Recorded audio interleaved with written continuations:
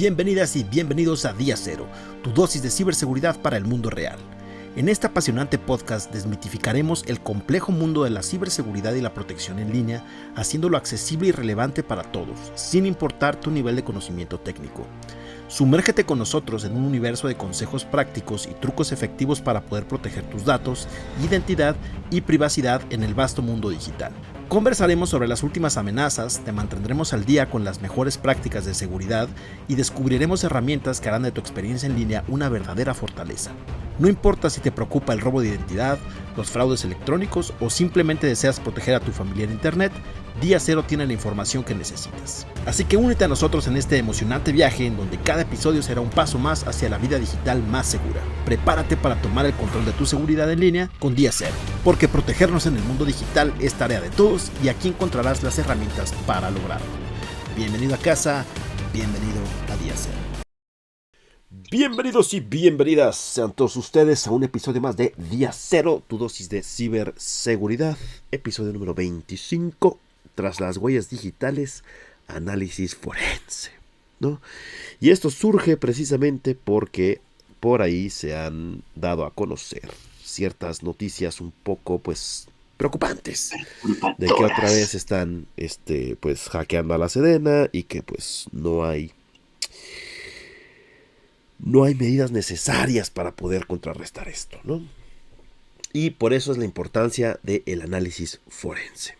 Entonces, la Sedena, la Secretaría de Defensa Nacional en México, fue hackeada hace ya varios meses y el mandamás dijo que no se iba a hacer ningún análisis de qué había sucedido, o sea, no se iba a hacer ninguna forencia porque no era necesario.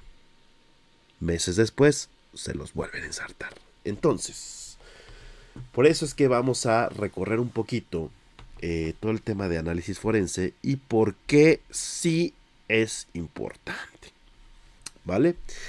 Vamos con un poco de definición básica y luego Paquito, que es el que tiene más expertise en el tema, ya se va a explayar y a explicarles más a detalle y a darles toda una cátedra de análisis forense. Bueno, primordialmente el análisis forense es una disciplina que se centra en recolección, preservación, examen y análisis de evidencia digital con el fin de investigar y resolver ya sea crímenes cibernéticos, incidentes de seguridad o también ciertas auditorías que se hacen a las empresas, ¿vale? Entonces, generalmente el análisis forense lo podemos como que constituir en 5 fases primordiales. Lo que es la adquisición y la recopilación de evidencias, que aquí es donde es la primera fase en donde realmente se obtienen copias de la información que se sospecha que puede estar vinculada a algún tipo de incidente, puede ser alguna cosa criminal o todo lo que ya hemos dicho antes, ¿no? Y esto es importantísimo, hay que evitar modificar cualquier tipo de dato utilizando siempre copias bit a bit con las herramientas y con los dispositivos que están inmiscuidos en este tipo de incidente, ¿okay? Este tipo de copia es imprescindible porque eso va a dejar recuperar archivos borrados o particiones ocultas o lo que sea, ¿no? Que se quiera o se requiera sacar de ese dispositivo o dato o almacenamiento en específico. Ok. La segunda parte, que creo que es la más importante y que muchas veces no se tiene el debido cuidado, que es la preservación. Que realmente aquí es en donde tenemos que garantizar que la información recopilada con el fin de analizarla y demás, que no se destruya y que no sea transformada, que no sea modificada, que no sufra cambios en el proceso del análisis forense. Nunca debe realizarse un análisis sobre la muestra incautada, sino que todo debe ser copiado y sobre esa misma copia se debe realizar todo el tema de análisis, extracción, etcétera, etcétera, etcétera. ¿Ok? Y aquí hay un concepto muy importante, sobre todo para fines legales, que es el tema del concepto de cadena de custodia. La cadena de custodia es un acta en donde se registra lugar, fecha, analista y demás factores que han podido manipular esa muestra en específico de datos para poder analizarlo y obtener evidencias o pruebas, ¿no? En muchos casos se tienen que utilizar técnicas para identificar de forma unívoca determinados archivos que pueden ser de gran utilidad para esta investigación, ya que preservamos esa información y que además ya tenemos toda la recolección, digamos, de todo esto. Pasamos a la tercera fase, que ya es el análisis, que aquí no me voy a meter tanto porque aquí es donde yo creo que Paquito se va a clavar más en cómo hacer el análisis, los distintos tipos de análisis y qué tipo de información es lo que se busca, qué sí es, qué no es, etcétera, etcétera. Pero en un resumen, el análisis realmente es con esta información que nosotros obtuvimos, lo que vamos a hacer es utilizar hardware y software para poder hacer o ejecutar el análisis forense. Hay muchas métricas, muchas metodologías que pueden ayudar a estructurar el trabajo y pues dependiendo de cuál es el objetivo del análisis forense, pues empezar a dictaminar pruebas y empezar a ver qué podemos encontrar en toda esta parte. El cuarto paso, que también es muy importante, es el tema de la documentación. Ya es rumbo a la, digamos que si bien podría considerarse la etapa final del proceso, creo que también es una etapa que va o tendría que ir a lo largo de todo el proceso para evitar después que no haya una documentación apropiada. Ok, en esta se documentan todas las acciones a medida de lo posible que van ocurriendo dentro del análisis forense. Ya tenemos que tener claro cuál fue el análisis, qué sucedió, qué no sucedió, poner énfasis en situaciones críticas y relevantes a la causa que estemos manejando, ya sea un incidente, un crimen, lo que sea. Y ya aquí tenemos que citar y adjuntar toda la información obtenida, estableciendo una relación lógica entre las pruebas que se obtuvieron y también las tareas que se realizaron, asegurando obviamente también, digamos, que la investigación fue fidedigna, ¿no? Con todo este tema de perseverar o preservar la información, con el tema de la custodia de la información, etcétera. Y al final, pues ya es, ahora sí, el último paso, el tema de la presentación, ¿no? Aquí pues va a depender mucho de cuál es la audiencia final, ¿no? Si es un juez, si es el director de la empresa, si es alguna otra entidad legal o lo que sea, en cómo van a estar presentando los resultados para dejarlo muy claro en los distintos términos que se tengan que hacer. Si tiene que ser un término muy técnico para que puedan entregar con una audiencia mucho más especializada, en términos legales, en términos de negocio, en términos de lo que ustedes quieran. Entonces aquí es donde ya realmente se van a ir focalizando y van a entrar, digamos, a fondo y a detalle con todo lo que es el análisis forense y la presentación de los resultados. Y ahora sí, Paquito, que es el que tiene más expertise en campo, pues nos va a dar ahí un viajecillo, un recorrido breve, extenso, a través de todo el tema de análisis forense. Una Paquito, pequeña cátedra. vámonos, Paquito. Muchas gracias. Pues miren, número uno, para empezar, el análisis forense tampoco es magia, porque muchas veces creen que cuando te dicen, oye Peter, ¿puedes hacer un análisis forense para saber qué pasó? Esa es una de las preguntas más comunes y que tienen que acotarse bien. Es número uno, cuando a ti te piden que hagas esto, tienes que preguntar, ok, ¿qué o cuál es el objetivo de este análisis? ¿Qué voy a buscar? Voy a buscar quién movió un archivo, quién copió, hacia dónde se copió, porque si esto lo trasladamos a la parte del de la investigación y para que lo ubiquemos todos como un Sherlock Holmes. Si a Sherlock Holmes tú le dices, oye, quiero que identifiques qué sucedió en un acto criminal, pues te va a decir, ok, pero ¿qué quieres que haga? O sea, ¿quieres que te diga quién lo mató, por qué lo mató, cómo lo mató, cuándo lo mató, a quién afectó o por qué lo hizo? O sea, son muchas preguntas que hay que acotar siempre cuando se vaya a hacer. Dos, el tema que tocó Peter de la cadena de custodia es un tema muy interesante que además va acompañado de la parte legal. Usualmente siempre se pide que haya un actuario que te acompañe, porque vas a ir tomando fotos, como lo dice Peter, es un trabajo muy desgastante la primera fase, porque tienes que tomar fotos de la computadora, apuntar los números de serie, tomar la foto de que apenas la vas a abrir, llevar los tiempos, cómo recogiste el equipo, cómo lo vas a hacer, y que cada vez que quites un tornillo, literalmente, vayas tomando foto, porque esto, como lo dice Peter, si es un acto legal, o sea, si se va a proceder contra alguien esta acusación, tienes que llevar ese detalle fino de cómo lo vas a hacer, porque luego les vas a presentar las pruebas. Y si la contraparte detecta alguna anomalía cuando tú copias el disco, cuando tú haces la lectura, cuando tú haces el análisis, cuando abres la computadora, cuando la cierras o algo, te pueden echar abajo toda una investigación por un error cuando se entrega la evidencia tanto física como digital, ¿vale? Entrando en la evidencia digital, también hay un término que ya lo hemos hablado varias veces, que son los famosos SHA-252. Es un método para que tú le saques una firma a cualquier cosa que sea digital. Ya no solamente son los binarios, sino ya también son los discos duros, como el que dijo Peter. Es importante que tú saques una firma digital del disco duro comprometido para que tú lo compares con las copias que vas a trabajar. Usualmente cuando tú clones el disco duro, se puede hacer con herramientas de hardware, se puede hacer con software que se llaman duplicadoras, y usualmente la regla es, tú tienes que poner, y todavía se hace por hardware, hay una forma de bloquear la escritura para garantizar que solamente vas a leer y a clonar el disco duro.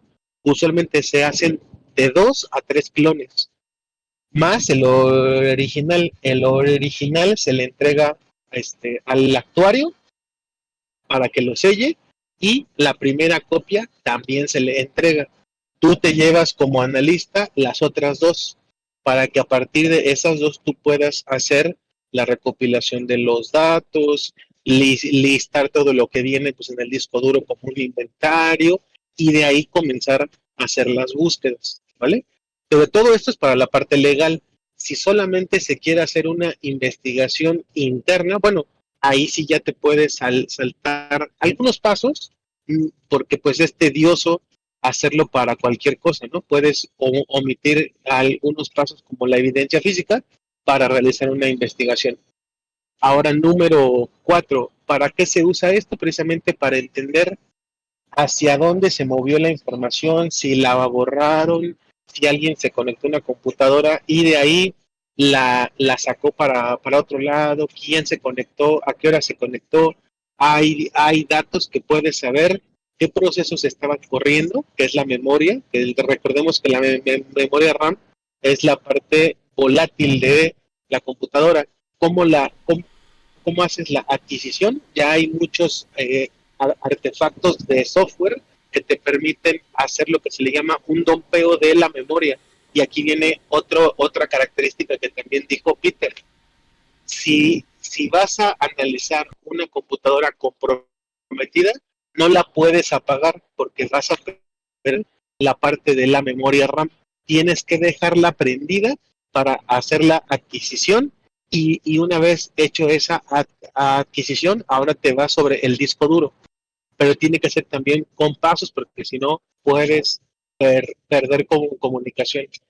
Otra cosa que también puedes ver que es de lo más ocurrido es siempre, creo que no hemos hecho la broma aquí, pero lo que todo mundo le pide a su mejor amigo que haga cuando se muere es que te borren el historial del navegador, porque el navegador guarda un historial muy grande junto con sesiones, cookies y muchas cosas que también sirven para entender qué fue lo que pasó a nivel navegador, a nivel línea de comando, a nivel proceso, si hubo comunicación entre la red, ¿vale? Pero ya que tienes todo esto, ahora hay que analizar, hay que comenzar a revisar cuál es tu objetivo, porque también dependiendo de qué estés analizando, se le llaman los file systems. El file system no es otra cosa que el formato en el que está formateado el disco duro. Ustedes conocen los file systems como FAT32 para USB o la parte de Windows, NTFS, HFS, el HFS, si no recuerdo mal, es para la parte de Mac, la extensión 2 y 3 son para la parte de Linux, se llaman en la extensión 4. ¿Por qué hay diferencia de particiones? Porque el file system, que es la partición, lo maneja el sistema operativo y cada sistema operativo tiene diferentes formas de funcionar cuando un archivo es escrito, creado, modificado o leído, ¿vale? Entonces, tú también puedes buscar todo eso, que de hecho una de las tareas más comunes con el análisis forense es la recuperación de archivos porque los borran. ¿Cómo funciona esa parte? Hagan de cuenta que tienen una libreta, como la que todo el mundo tuvimos, o yo espero que aún las usen, y que cuando escribes, pues se te pasa que hiciste un error en la hoja.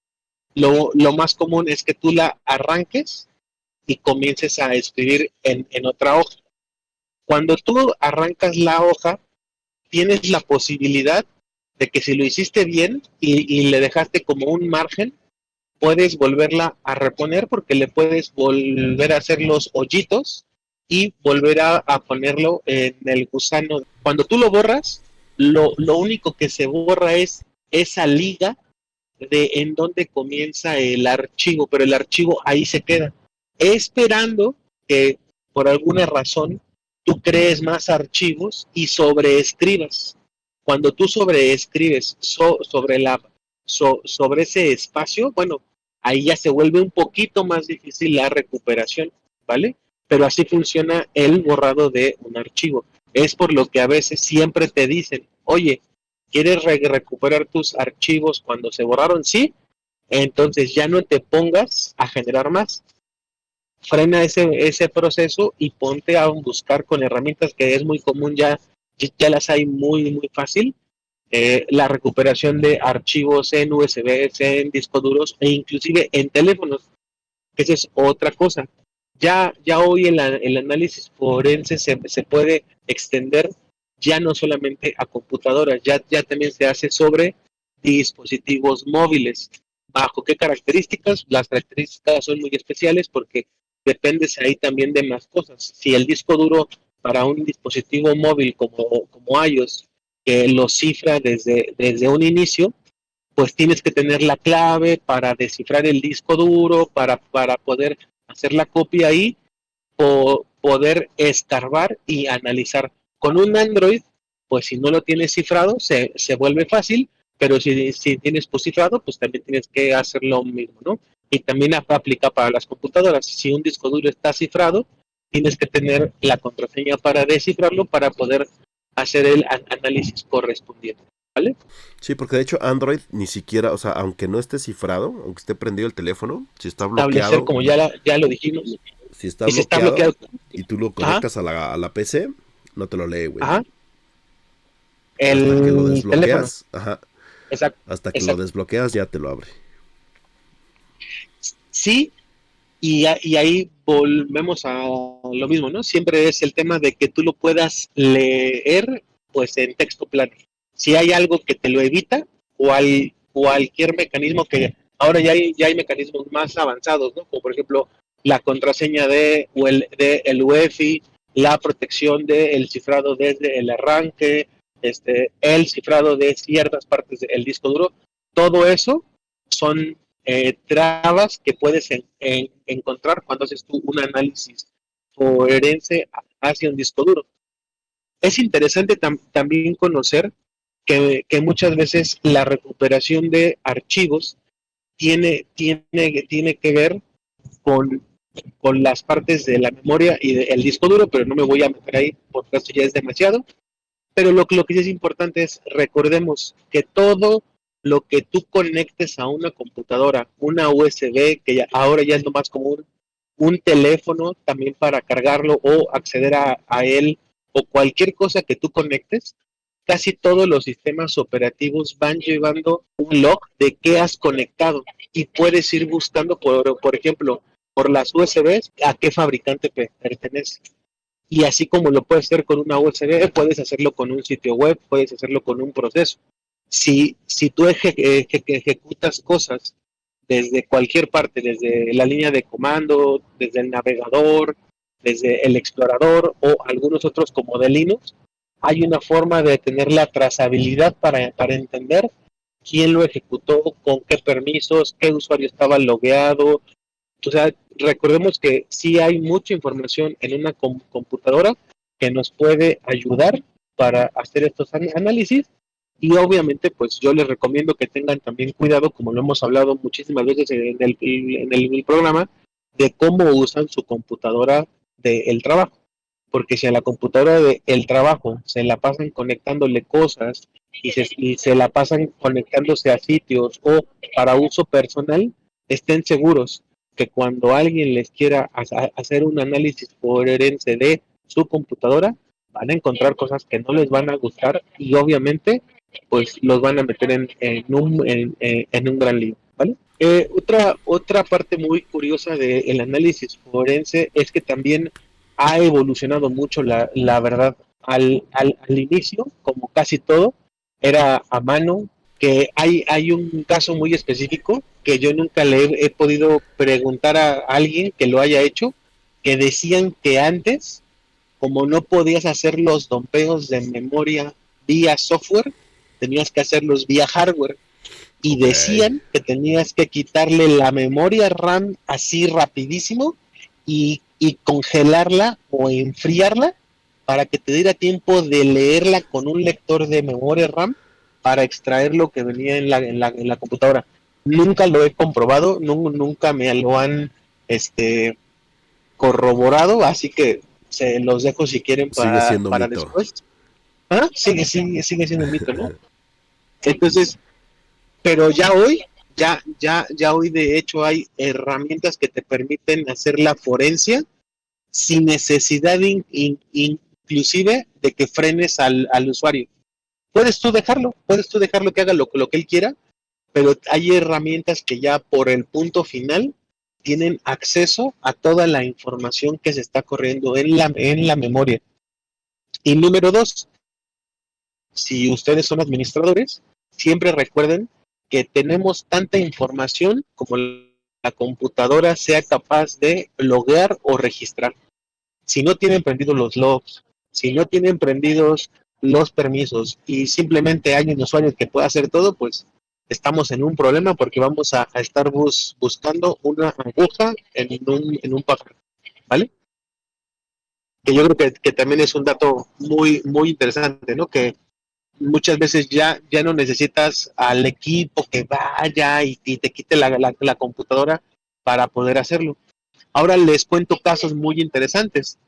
Me ha tocado una vez enterarme de un ente bancario que se inventó un incidente físico, que dijeron que había una amenaza de bomba, pero lo hicieron porque pues es la forma en la que los usuarios salen, evacúan el edificio y dejan la computadora. Y entonces hicieron todo este teatro, mandaron a todo el mundo a su casa sin computadoras para que el equipo de investigación forense pudiera ir por las computadoras de ciertas personas que sospechaban que habían hecho algo, extraer y crear las copias de los discos duros y regresar todo a su lugar como si nada hubiera pasado. Y al día siguiente, pues nadie supo nada. Pero, ¿a qué voy con esto? Tengan cuidado con lo que hacen en el trabajo, porque nunca saben quién los está monitoreando y quién puede estar viendo pues algo que les interese Considerarte porque sospechoso. exactamente, ¿vale? Con esto no estoy diciendo que hagan cosas malas, pero más bien revisen y No el hagan consejo por cosas tercero, buenas que parezcan malas.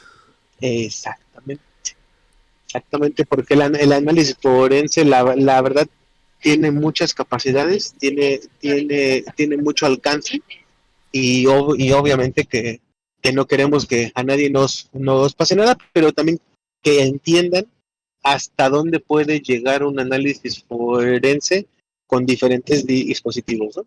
Sí, Bueno, ahora, Paquito, una pregunta, digo, tú que traes más experiencia en el campo. ¿Hay una diferencia notable al momento de extraer datos desde un disco de estado sólido a uno mecánico?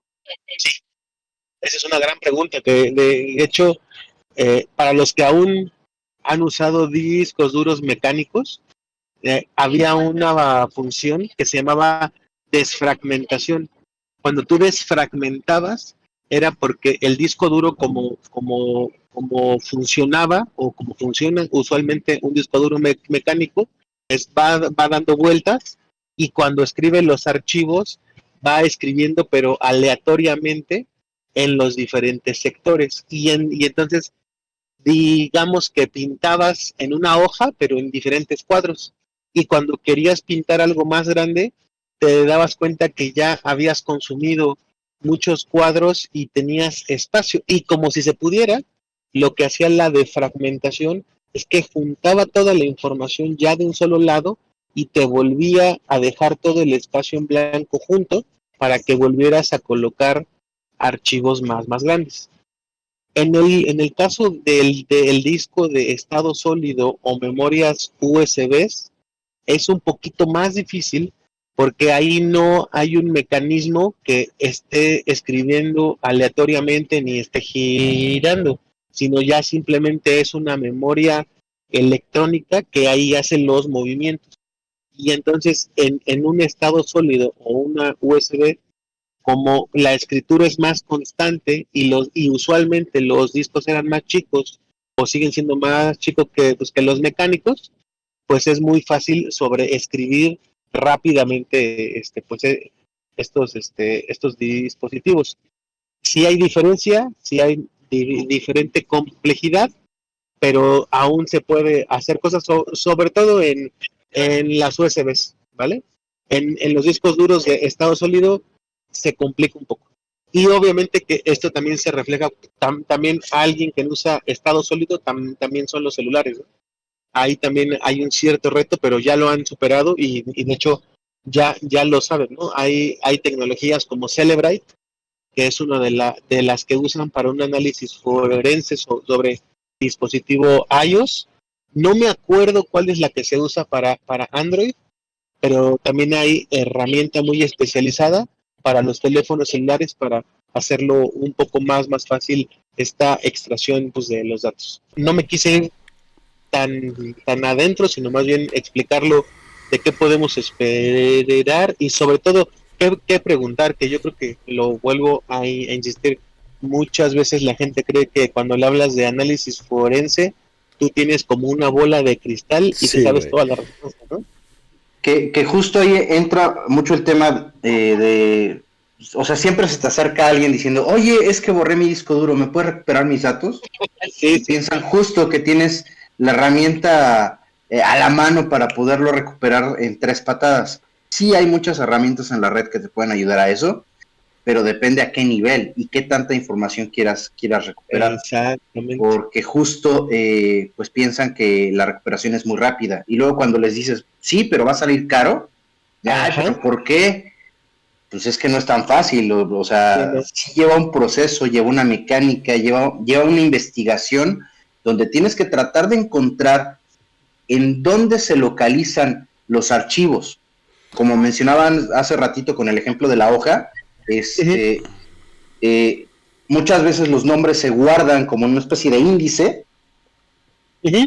y Sí, sí, sí. partir de ese índice se empiezan a guardar pues la estructura de bytes de los archivos. Entonces tienes que encontrar esa lógica, ese caminito para poder llegar al archivo que quieres. No es como que, aquí estoy y me vas a encontrar completo. Tienes que encontrar esa secuencia y luego esa es la parte difícil. Y se complica más No, en archivos multimedia. y acabas de tocar un gran punto. Cuando haces esa recuperación, que me gustó como lo dijiste, los archivos se corrompen, porque obviamente tratas tú de hacer como la extracción, pero si en algún momento ya se sobreescribió alguna partecita, pues tal vez recuperas el 95%, el 99%, pero como no lo recuperaste completo, cuando tratas ya de mostrarlo a tu cliente o a la persona, pues usualmente te dice, oye, el archivo está corrupto a pesar de que lo hayas recuperado. Y hablo de cómo, y además también lo dices bien, entre más grande sea el archivo, hay más peligro de que se corrompa cuando lo recuperes. Entonces, ahí, a los que nos están escuchando, realmente si van a solicitar que alguien les recupere información, consideren de que el costo no es económico y no se garantiza que puedas recuperar la información completa. Entonces, pregunten bien qué es No, lo que necesitan recuperar. porque además es mucha talacha, güey. O sea, todo lo que tiene que ver con Ajá. Sí. discos duros y demás, o sea, buscar archivos, recuperar discos y demás son horas y horas y horas que le tienes que invertir esa madre para que realmente puedas tener algún resultado si es que llega a ver. Entonces, por eso es Exacto. que también son tan caros, porque las horas que le tienes que invertir a esa porquería, pues son bastante altas, Y, digámoslo así. y aquí una acotación, no importa, o sea, vamos a suponer que tú tienes un disco duro de 1 tera y nada más tienes ocupado 100 gigas. No importa, porque cuando tú tienes que recuperar la información y crear la imagen de ese disco, es completo, no es nada más el pedacito. Entonces, eso lleva tiempo. Pero bueno, como resumen, pues la forencia o el análisis forense, como mejor se debe de llamar, realmente tiene que estar muy acotado desde un principio, como decía Paquito. No es algo como de, pues a ver qué encuentras, pues dime qué busco, güey, ¿no? O sea, sobre qué nos vamos a ir, qué tipo de información estamos buscando, qué es lo que quiere salir, acotar muy bien si va a ser un tema legal porque tiene otras implicaciones, si únicamente es como para recuperar información, si es para tratar de ver cómo ingresaron después del ataque para poder corregir y tomar medidas de seguridad, etcétera, etcétera. Entonces sí hay que tener bien clarito cuál es el objetivo primordial de un análisis forense, qué es lo que estás buscando obtener y a partir de ahí pues ya trazar un plan bastante detallado porque sí también es una talacha bastante machín el tema de documentar, el tema de la presentación de resultados y demás y también es un proceso que puede tomar bastante tiempecillo dependiendo de cuál sea el alcance que están pues poniendo para específicamente el análisis forense.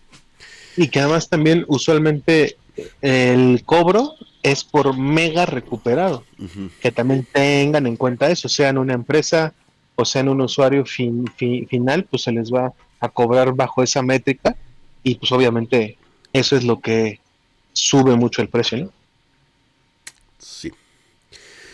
Que también recordemos que la forencia o el análisis forense no es para recuperar información nada más, sino para saber qué pasó, para investigar Ujú. conexiones, para investigar quién estaba logueado, etcétera, etcétera. No, no es nada más, Es el objetivo real. no se reduce el análisis forense a vamos a recuperar un disco duro de un güey que borró sus fotos, ¿no? Eso Ajá. yo lo llamaría, eso yo no lo llamaría análisis forense, yo lo llamaría más recuperación de datos, básicamente. Y el análisis Es forense pues correcto. es mucho más completo, buscando ya un objetivo más allá de recuperar información que borré por error. Pero bueno, espero que se lo hayan pasado chévere, bacano. Nos estamos guachando la siguiente semanita. Pásensela chido. Vámonos. Que tengan buena noche, bye. Cuídense, Recuerden bye. seguirnos en todas nuestras redes sociales. Día Cero Ciber. Ciber con Y. En todos lados. Vámonos. Gracias.